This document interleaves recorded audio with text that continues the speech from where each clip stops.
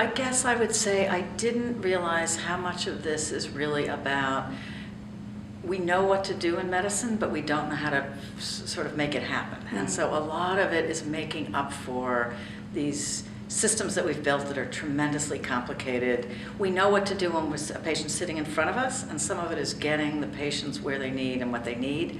So I think a lot of it early on is learning the medicine is what we do when we're young in medical training.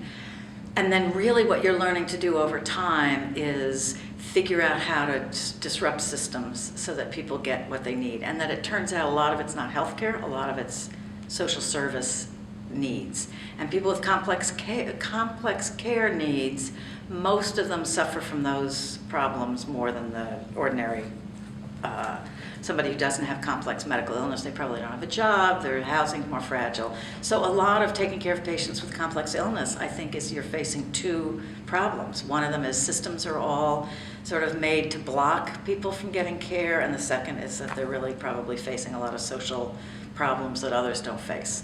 And I think I didn't realize that as much at the beginning, and we used to just treat people and send them home, and the gap between treating them and sending them home was just a chasm. So yeah, that's sort of what I think about looking backwards.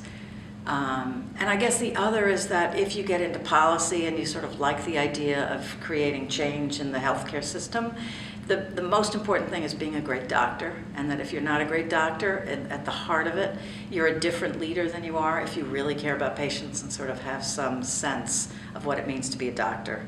And it's not that others can't be leaders, but if you're a doctor leader, the better doctor you are, I think the better leader you are. And I think the more, sort of impact you'll have. So that would be my backwards look.